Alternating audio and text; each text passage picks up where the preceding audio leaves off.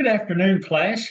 We're going to spend just a few minutes going through a little review session for your midterm for this spring class. And we're going to start out, if you remember, we've talked during the class, you've got multiple, I guess, associations out there that are affiliated with healthcare. You've got the American Medical Association, the American Hospital Association. And then when it comes to health informatics, you've got the American Medical Information Association. But most people just abbreviate it AMIA, just like the medical group does AMA and the hospital AHA. So, and the goal of the American Medical Information Association, or AMIA, its health information is the science of using data, information, and knowledge to improve human health and the delivery of healthcare. You can kind of view that as kind of their mission statement. That's one of the, kind of the mission, vision, and why they exist. And they exist hopefully to drive membership fees. But if you get into the health informatics field, it might not be a bad, I guess, association to look into.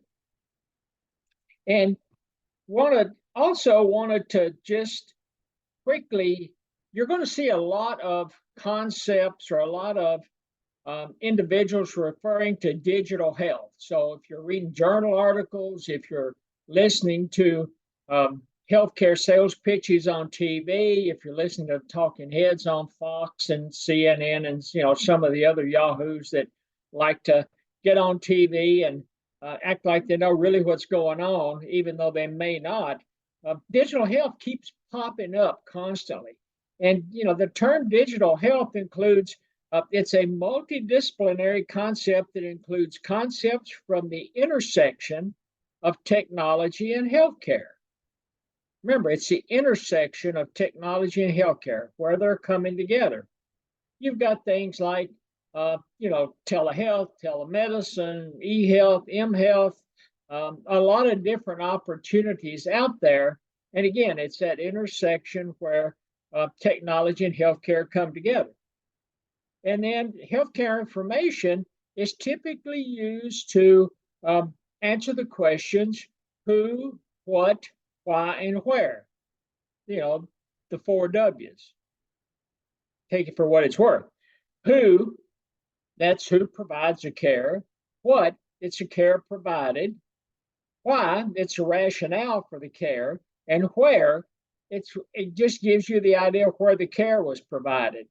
And you can grab this information from either the CMS 1500 that we've talked about, the UB04, which we've talked about, and it's basically embedded in the diagnosis codes, whether it's ICD-10-CM or ICD-10 PCS, it's HCPCS 1 and 2, it's revenue codes. Those are all going to give you information that you can use as a health informatics professional to answer these 4 W's. Again, who, what, why, and where. One thing that I think it was in that health informatics article that I asked you to read, but what they talk about there is, and they're pushing human capital, which again is training and education for individuals to improve efficiency, but they're also talking about academic programs. And basically what they're saying is what you do when you get out is a function of what you did before you started and what you learned or what you gleaned from a program. So you were at maybe point A when you started the program, and by the time you learn what you can from an academic program, you're going to be at point B. And so that's what they're trying to stress is make sure that you glean from your academic program something that's going to move you from point A to point B. We talked about certifications, and there's a lot of them out there. RHIA, RHIT, CPC, CCS, AEIOU, but there's all kinds of credentials out there. The one that I found, or the ones that I found most beneficial in developing a payment integrity team, was certified professional coders, the CPC, and usually it was my analyst that went the route of CPC. The clinical staff typically went the route of CCS, certified clinical specialists. So those were the two that I found to be most beneficial. And in developing that payment integrity team, the health plan Blue Cross Blue Shield actually paid for individuals to go take those classes. And they would pay for it as long as you took the classes, passed the class, and passed the test for the certification. They would pay for it. And in return, individuals had to agree to stay with the company for 2 years. I mean, it was a great opportunity. And a lot of the training and education we did for these credentials and certifications, we did in-house. We would bring the instructors in. I think it was usually Tuesdays and Thursdays from 9 to 12, and they would go through the class. And they did that. I forget how many weeks they had to do it, but they did that for several weeks. And then they had a weekend kind of set aside that helped them, I guess, drill what they thought was the important information for passing the test to get their credentials. And it was an extremely successful program. And the reason I did that, and the reason I talked the health plan into doing it, is if you're trying to increase production, especially in a healthcare environment, there's two ways to do it. You bring on more units of labor, or you improve the skills of the current units of labor you have. And improving the skills of the labor force is what those of us in an economic environment refer to as maximizing human capital. And it's basically training and educating through either credential programs or executive learning classes to improve their skill set. And in return, improving their skill set is going to help them improve efficiency. Business intelligence, remember on that, which article it was, but they led off and said business intelligence is an oxymoron. And it's the truth. It's like military intelligence. You know, business intelligence, military intelligence, they're both oxymorons. And with business intelligence, it's because most leaders are floating on a sea of information. They just don't know how to use it to make decisions. They'll fumble and stumble around and try to use it, and eventually they end up just making their decisions based on gut feel. One thing that constantly comes up, not only just in the economy in general, but especially in healthcare, is to what extent is AI going to replace people? And that ties back to when we talked about information, data, information, knowledge, wisdom, because information turns uncertainty into risk, and risk can be managed to a certain extent. And information and transforming that uncertainty into risk, it integrates people skills, it integrates data and analytical strategies, and it integrates technology. That kind of leads to the three broad categories of, health informatics professionals. You've got analysts, you've got technical roles, you've got leadership roles. And there's a lot of other roles. You can get into the clinical roles and a multitude of other roles, but those seem to be kind of the top three. Medical billing codes are used to ensure a lot of things. Probably the driving factor is accurate reimbursement. Again, we're talking about both sides of that financial coin, and both the payers and the providers want the reimbursement to be fair, and they want it to be accurate. Also, you can utilize billing codes and we talked about consistency of treatment protocols, evidence-based medicine, accuracy of information and research, and it helps generate journal articles.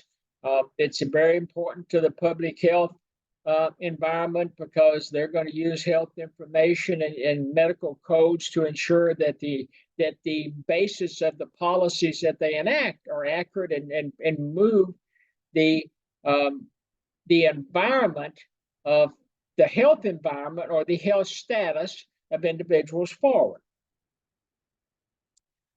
Examples of institutional billing forms, most professionals you talk to, they just refer to the institution billing form as a UBI. They talk about the UBI. It's a facility institutional billing form, and it uses revenue codes. It's one of the distinct aspects of the UBI that differs from the HCFA 1500, the CMS 1500. I still refer to it, if either the UBI or I refer to it as the UB 92, because when I first started healthcare, that's was the terminology everybody used. And it was a UB 92 up until about 2007. And at that point, it changed to the UB 04.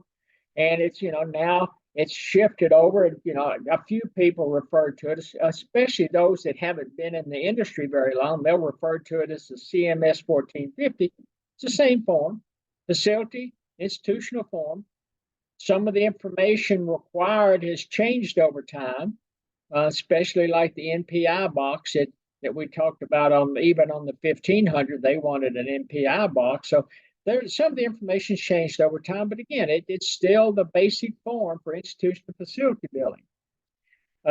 We've also talked about, on the medical provider side. So most of us in the industry, or most people you run into in the industry, when you're talking about medical informatics, health informatics, billing and coding, they refer to it as, kind of facility and institution, and that's the UBI, 04, CMS 1450, whatever.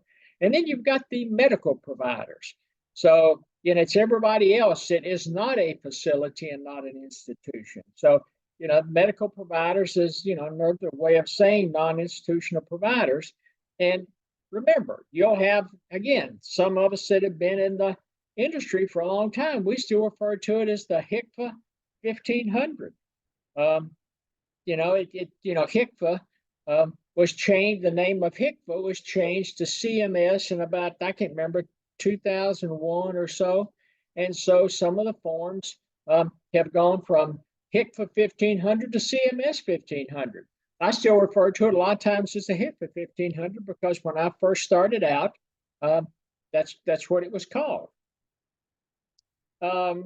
Also, don't forget that when we started moving into like the coding or the basis of the coding, we were talking about HCPC level 1 and HCPC code level 2. So, but to individuals in the industry, the HCPC level 1s are really the CPT codes, and that's what everybody refers to. They talk about CPT codes, coders, billers, analysts. They all talk about CPT codes, and that's just another name for the HCFA level 1.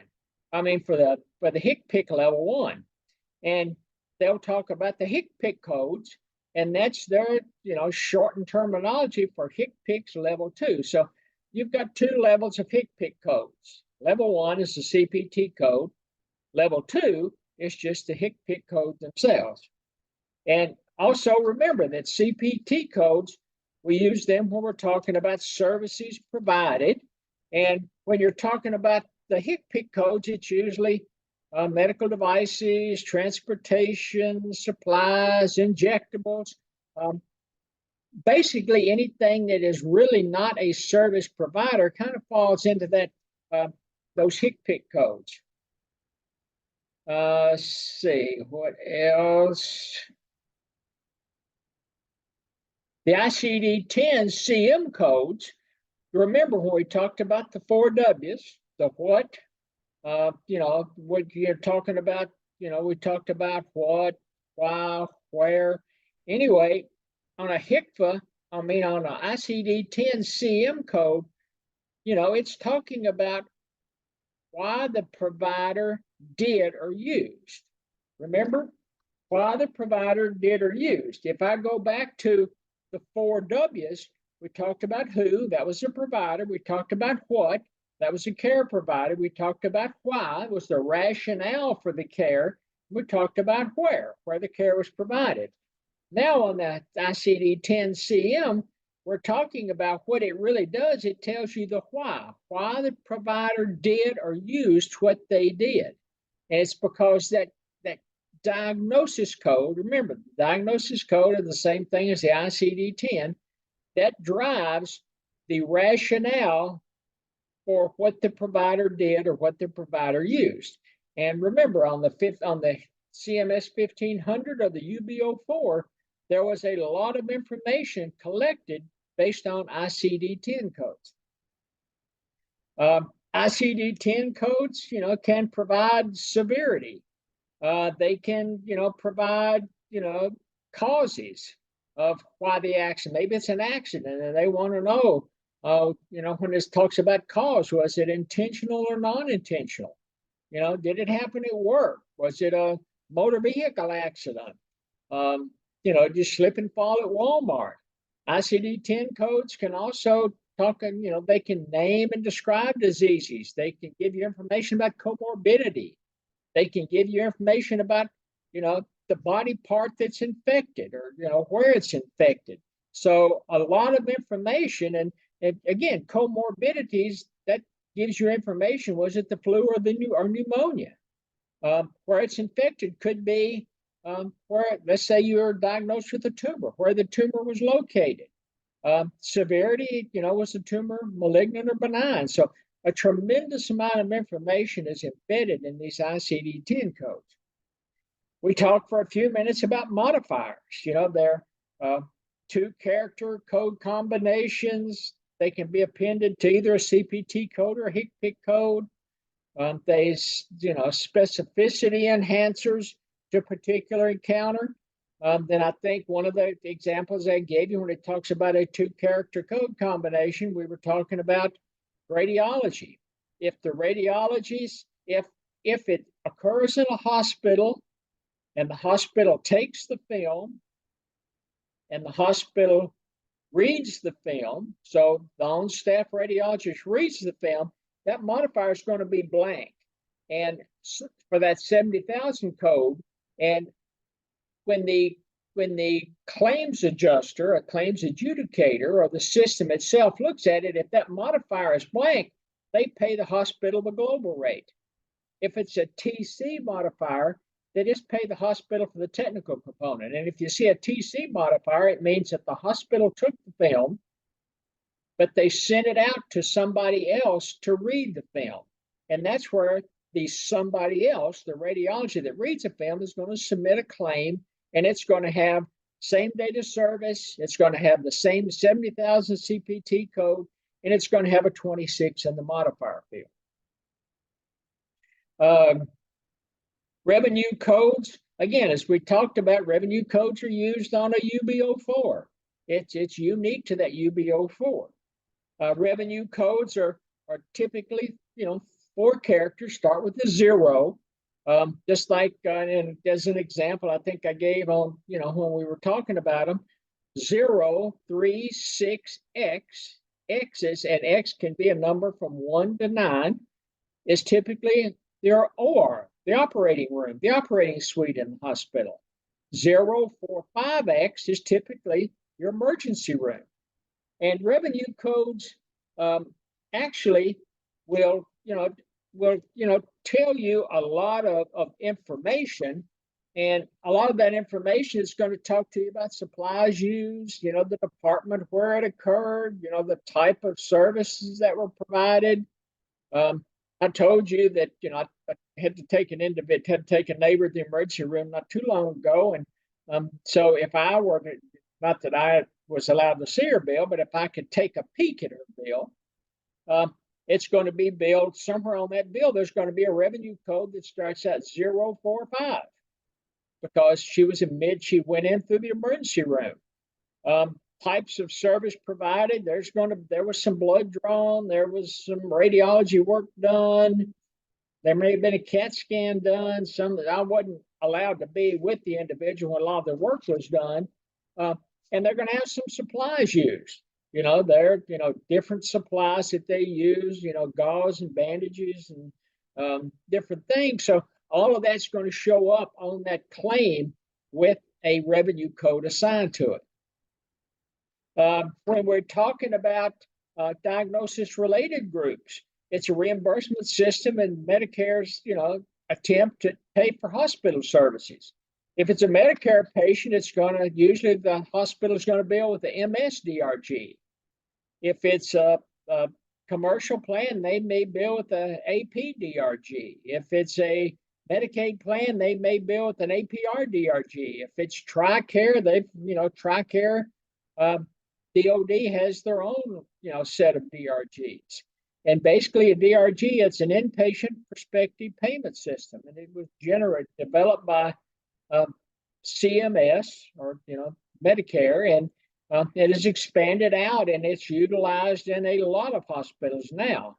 When I first started in healthcare, not too many health plans contracted with DRG. Most of it was either bill charge, or the majority of it was either case rates, which DRGs are a pseudo case rate, but a lot of it was billed on a per diem basis. So things have changed over the years, and both providers and payers on both sides of that financial coin are actually reasonably comfortable with the DRG. So the lion's share of hospital services, inpatient hospital services, are going to be billed using the DRG. One thing that the government likes, especially Medicare and Medicaid, and all payers like in general, is DRGs improve efficiency. They theoretically reduce the length of stay in the hospital, and they reduce treatment costs. So again, DRGs, Medicare rolled them out initially to try to get their arms around these significant increases in the cost of healthcare that they were seeing for a Medicare population. You've had, and we talked for a few minutes about MDCs. MDC is it stands for major diagnostic category. It's tied very closely with DRGs, and with MDCs, depending on whether the ICD, what information is provided by the ICD-10-CM codes or the ICD-10 PCS codes, it's going to allocate those DRGs into either a surgical MDC or medical MDC. If there's no PCS codes on it, it's going to default to a medical. If there's PCS codes on it, more than likely it's going to drive to a surgical MDC with surgical DRGs in it. See if I can give you an example. Okay. Delivery. Think about deliveries. Deliveries have their own MDC. A normal vaginal delivery, so, it's just a normal birth. It's going to be missing, for the most part, it's going to be missing those PCS codes on an ICD-10, and that drives it to a normal delivery. If certain PCS codes are on the claim, it's going to drive it to a cesarean section. Cesarean section, surgical. Normal vaginal delivery is non-surgical. So that gives you an idea of how those ICD-10 types of codes, either the CM or the PCS, takes inpatient services, when we're talking about labor and delivery, and drives them to different DRGs. When we talk about a clean claim, and it doesn't matter whether it's a CMS 1500 or it's a UB04, a clean claim, it has to be completed accurately, or it's not going to go through the system and pay accurately. And what payers do is that claim starts to float through the system. If it's missing vital pieces of information, if all of those, remember the boxes we talked about on the CMS 1500 and the form locator fields that we talked about on the UB04, if they aren't all accurately completed, that claim is going to bounce back and it's going to go back to the provider, and they have to rebuild that claim again. And that's what they call, at least in the payer community, it's called a clean claim. Coordination of benefits, it's extremely important, and we talked about it on both the 1500 and the UB02, collecting information to ensure that the responsible party pays for the healthcare services consumed. Workers' comp, motor vehicle accidents, other health insurance, member liability, all of that information is what you're talking about, coordinating of benefits. Also, if you happen to be Medicare age and you're also working, then at that point, Medicare, all health plans want to know that you have Medicare, because Medicare is going to pick up some of the cost in it. But Medicare, if you have Medicare and commercial insurance, Medicare is going to always be secondary payer to that.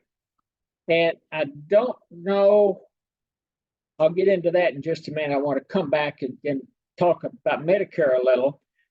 We also talked about accepting assignment. Remember, there's, the fields on both the UB04 and the CMS 1500. And basically, when you're talking about accepting assignment, if a provider is a network provider to a payer, let's say a health plan, or they are a provider that accepts Medicare, they accept assignment. And when it says accepting assignment, they're agreeing to a negotiated rate from the payer. If they don't accept assignment, if you go to an out-of-network provider, or if you're a Medicare agent, you go to a Medicare provider that doesn't accept Medicare, what happens is they don't accept assignment, and you may have to pay the difference between what either Medicare or your health plan pays and what the provider's billed. And so at the end of the day, you just don't want to go to a provider unless it is just a dire emergency if they don't accept assignment.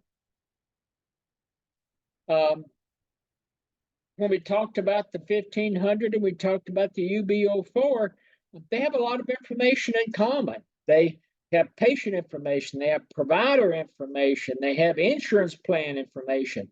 And all of that information, all of those pieces of information, I'll just call it the demographic information, it's going to help drive how that claim actually pays, in addition to all of the codes that are on that claim. UB04 and HCFA 1500, again, started out, they were, initially driven to help Medicare control costs. And when you turn 65 and you automatically for Medicare get Part A. Part A is the hospital side of Medicare. To get Part B, you have to pay for it. Then there's a premium. Used to be everybody paid the premium, but now it depends on what zip code you live in. Some low-income areas, the Medicare will waive the premium. But Part B, there has to be, you have to sign up and pay the premium to receive Part B. Medicare Part D is the pharmaceutical part of Medicare. It's your scripts. It's, that's the information that's driving Part D. And Part C is what they call managed care Medicare. So you've got traditional Medicare and you've got Part C, which is managed Medicare. And when we're talking about the HCFA 1500, we're talking about Medicare Part B. When we're talking about the UB04, you're talking about Medicare Part A. And the UB04 and the 1500 can both be used to bill for services if they fall into Part C, which is the managed Medicare product. Hospitals can drive reimbursement on hospitals. It's going to be driven by ICD-10 codes, CPT codes, HCPC codes, revenue codes. And one thing to always remember when you're looking at a hospital claim on that UB04 is the information and field locator 42, and that's where your revenue code information goes. Remember, you've got 42 is a revenue code, you got 43 as a description, and then over in 44, you can put CPT and HCPC codes in there.